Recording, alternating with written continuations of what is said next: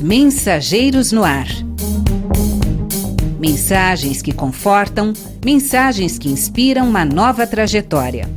Apresentação: Grupo Os Mensageiros.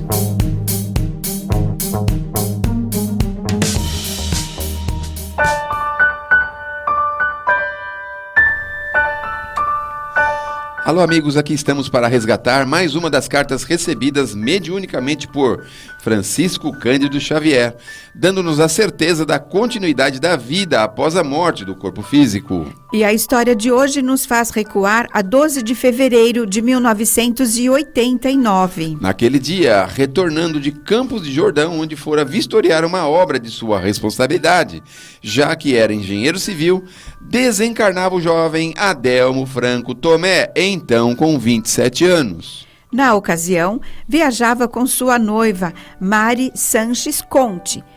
Conta-nos ela que a certa altura do percurso, na estrada do Quiririm, ele perdeu o controle do veículo, que após uma derrapagem, precipitou-se ribanceira abaixo, provocando várias capotagens. Mary teve apenas algumas escoriações, enquanto Adelmo sofreu vários ferimentos que ocasionaram várias hemorragias. E, embora levado pela polícia rodoviária ao Hospital das Clínicas de Taubaté, veio a falecer ao dar entrada no pronto-socorro. A notícia de sua desencarnação levou seus familiares ao desespero e, meses depois, ao encontro do médium Chico Xavier em Uberaba, Minas Gerais. Ali, no Grupo Espírita da Prece, em meio a várias mensagens recebidas, encontrava-se a de Adelmo, revelando detalhes da trágica ocorrência de que fora vítima. A história de uma mensagem.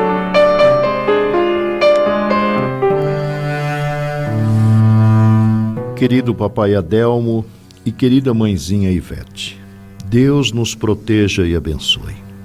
Aqui estamos nós para alguma notícia. Uma consoladora surpresa vê-los com nossa Adilene e com as lembranças mais queridas.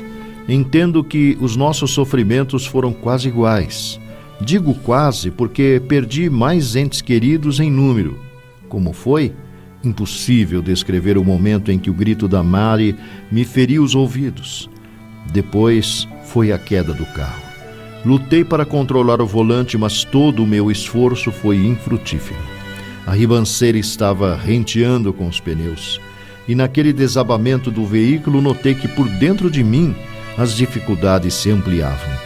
O desejo de socorrer a companheira era muito grande, entretanto, notava que o meu corpo parecia um instrumento, cujas cordas se arrebentavam.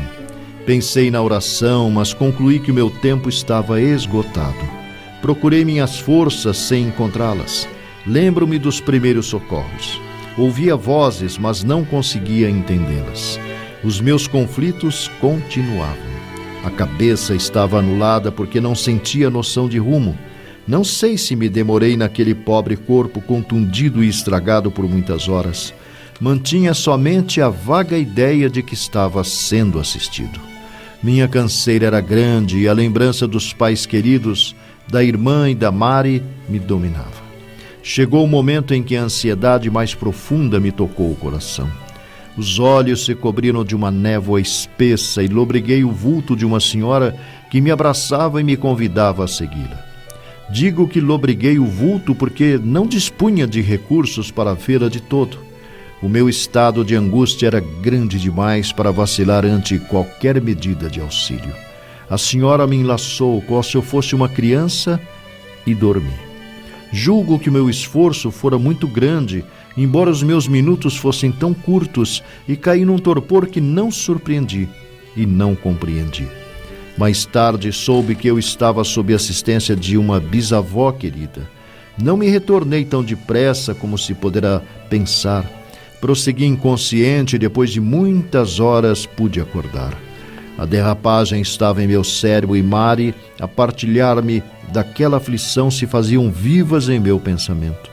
Acordei na certeza de que estava deixando um pesadelo para trás.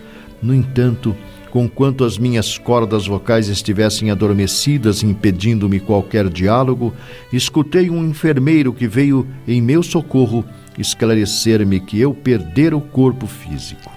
Encontrava-me num aposento arejado e amplo e conservava a convicção de que me achava num instituto de tratamento para acidentados. Ansiava saber de Mari, entretanto o amigo me falava, sem aspereza e sem exigência, para logo convencer de que toda a minha vida se transformara. Chorei muito, à afeição de um menino contrariado, mas o companheiro inesperado me advertiu que as minhas melhoras teriam o tamanho da minha conformação. Comecei a esforçar-me por aceitar o acontecimento e com poucos dias pude retornar a falar e conversar. Penso que a ocorrência da morte do corpo está muito longe da compreensão dos que ficam na retaguarda. Agora estou encontrando o refazimento preciso e com a proteção dos amigos que me assistem, venho dizer-lhes que estou quase bem e estarei bem quando as saudades não me oprimirem o íntimo com tanta força. Agradeço os auxílios que me enviam através das preces e espero que continuem a prestar-me esse auxílio. Peço a mesma proteção a Mari e mantenho a certeza de que o meu equilíbrio total virá breve. Pais queridos e querida irmã, não posso e nem devo chorar. Por isso termino esta carta tão difícil de ser obtida num correio incerto qual o que me conheço por aqui. Rogo desculpas a Mari pela inexperiência com que procurei orientar o volante no momento em que prevalecia a minha desatenção e reunindo a querida irmã e os queridos pais no meu carinho, ainda marcado de preocupações, afirmo-lhes que a minha família prossegue inalterável. Um abração do filho saudoso e agradecido Adelmo Franco Tomé. Os detalhes de uma mensagem. Curiosa aritmética. Aqui estamos nós para alguma notícia. Uma consoladora surpresa vê-los com a nossa Adilene e com as lembranças mais queridas.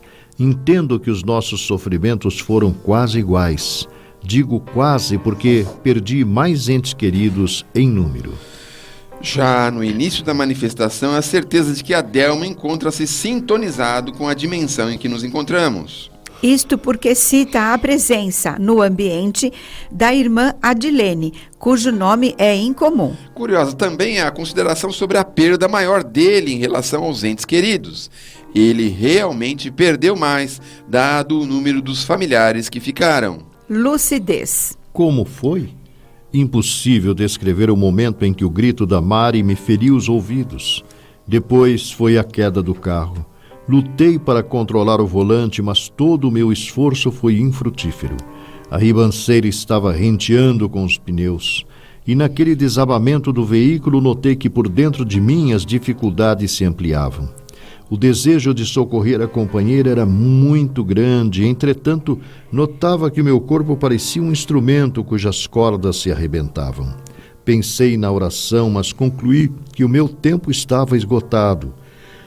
Procurei minhas forças, muitas forças, sem controlá-las e sem encontrá-las. Lembro-me dos primeiros socorros. Ouvia vozes, mas não conseguia entendê-las. O detalhe do grito dado por Mary quando o veículo se desgovernou não era do conhecimento dos familiares, muito menos de Chico Xavier, e foi confirmado pela moça. Somente a única testemunha poderia citá-lo. Os lances dramáticos do acidente foram também confirmados pela moça. E como se vê, apesar das limitações impostas pelo corpo físico cheio de ferimentos, ele se mantinha lúcido, registrando todos os detalhes do que sucedia ao seu redor. Curso natural. Os meus conflitos continuavam. A cabeça estava anulada porque não sentia noção de rumo. Não sei se me demorei naquele pobre corpo contundido e estragado por muitas horas. Mantinha somente a vaga ideia de que estava sendo assistido. Minha canseira era grande e a lembrança dos pais queridos, da irmã e da Mari me dominava. Chegou o momento em que a ansiedade mais profunda me tocou o coração. Os olhos se cobriram de uma névoa espessa e lobriguei o vulto de uma senhora que me abraçava e me convidava a segui-la. Digo que lobriguei o vulto porque não dispunha recursos de vê-la de todo. O meu estado de angústia era grande demais para vacilar ante qualquer medida de auxílio. A senhora me enlaçou qual se eu fosse uma criança e dormi. Julgo que o meu esforço fora muito grande, embora os meus minutos fossem tão curtos, e caí num torpor que não compreendi. Essas etapas do desencarne de Adelmo demonstram a confusão mental em que se precipita o espírito nos momentos que marcam a desencarnação. O detalhamento reconstituído pelo jovem expõe também a sucessão de impressões e sensações experimentadas na passagem desta para outra dimensão. O torpor explicado por Allan Kardec na obra O Céu e o Inferno se confirma mais uma vez. Realidades muito iguais. Mais tarde soube que eu estava sob assistência de uma bisavó querida. Não me retornei tão depressa como se poderá pensar. Prossegui inconsciente e depois de muitas horas pude acordar. A derrapagem estava em meu cérebro e Mari, a partilhar-me daquela aflição, se fazia viva em meu pensamento. Acordei, na certeza de que estava deixando um pesadelo para trás. No entanto, conquanto as minhas cordas vocais estivessem adormecidas, impedindo-me qualquer diálogo, escutei um enfermeiro que veio meu socorro esclarecer-me que eu perdera o corpo físico. Encontrava-me num aposento arejado e amplo e conservava a convicção de que me achava num instituto de tratamento para acidentados.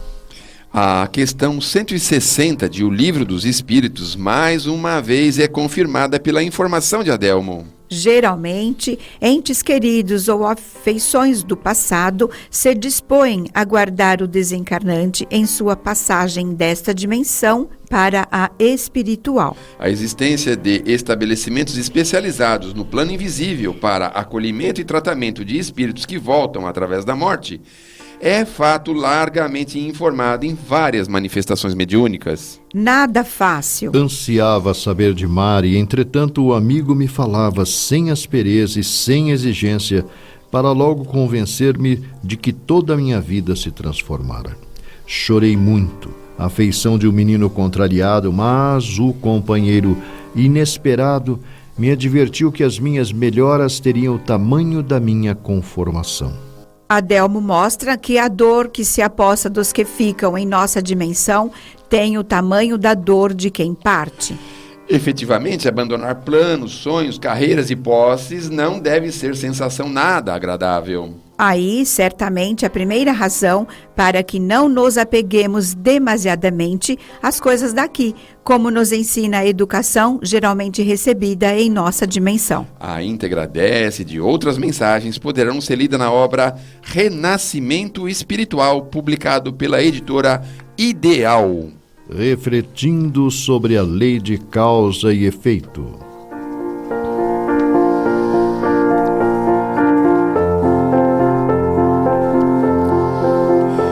O espírito Cornélio Pires volta através de Chico Xavier para nos ampliar o entendimento sobre as repercussões de nossas ações no âmbito da vida.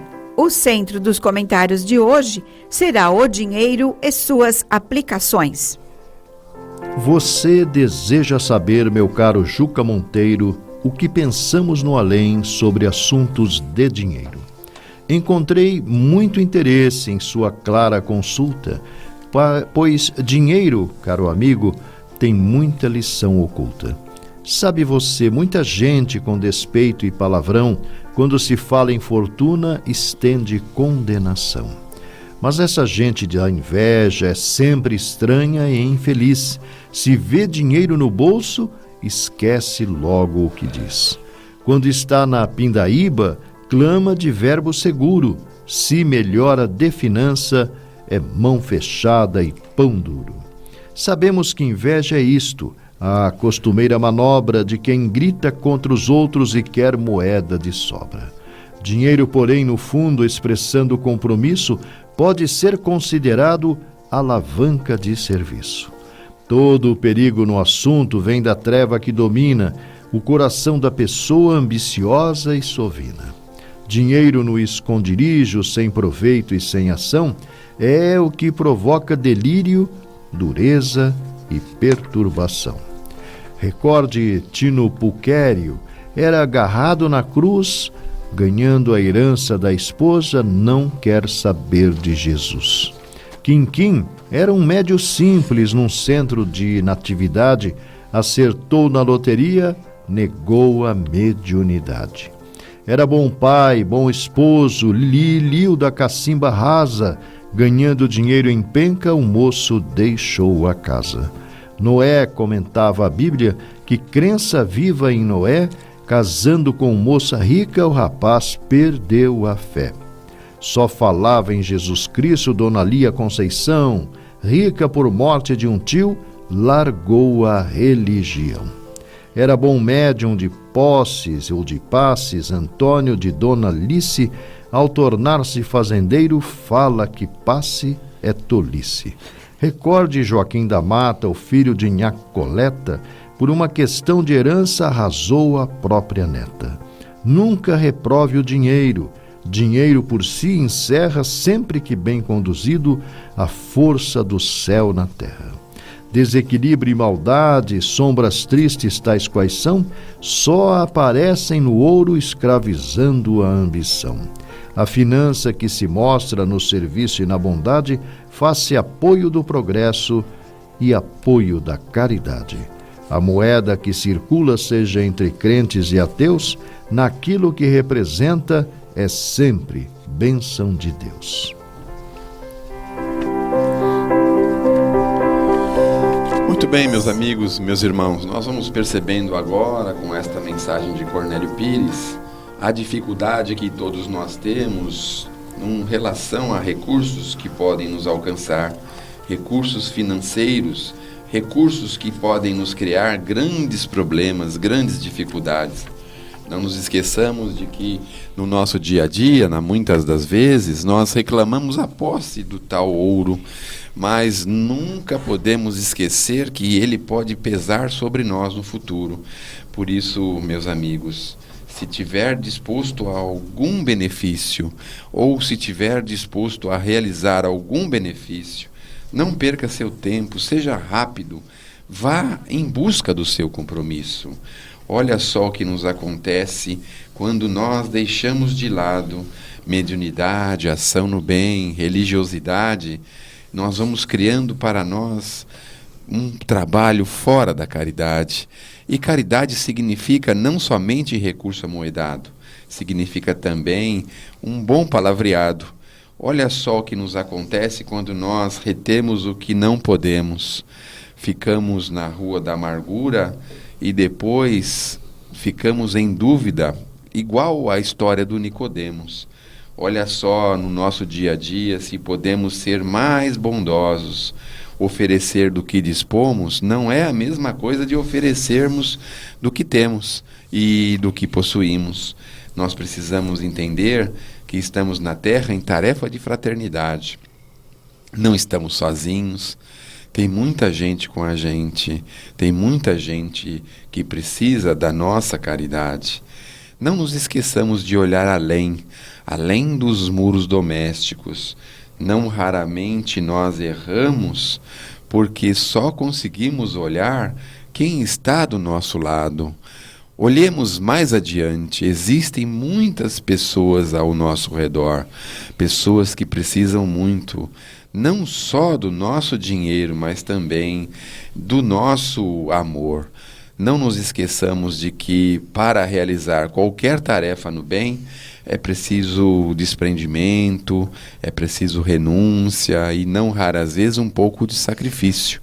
Por isso, quando estivermos conscientes da nossa vida na Terra, olhemos para todos aqueles que comungam com a gente a vida aqui neste planeta.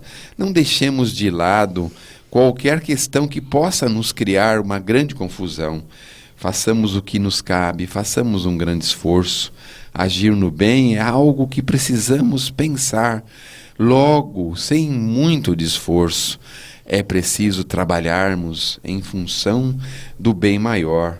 Trabalhar pela ambição pode causar na gente um grande mal, um mal ao nosso redor. Façamos o que pudermos para atendermos aos nossos irmãos.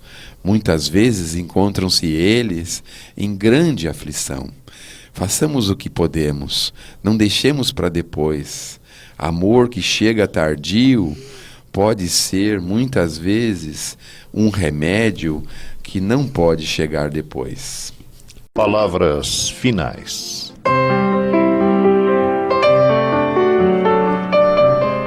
O Grupo Espírita Os Mensageiros é uma entidade dedicada à difusão da mensagem espírita, sobretudo as recebidas pelo médium Francisco Cândido Xavier, e atua de forma gratuita, tanto no Brasil como no exterior, e publica ainda o jornal Os Mensageiros.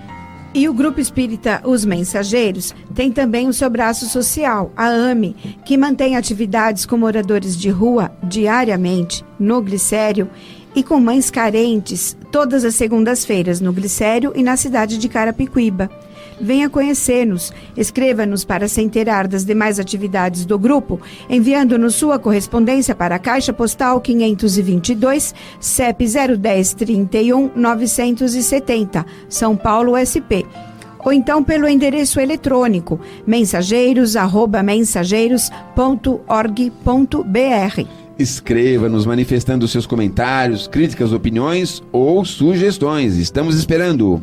A apresentação deste programa foi feita por integrantes da equipe Os Mensageiros. Na técnica de som, o Jefferson. E na próxima semana voltaremos com mais uma mensagem e sua história.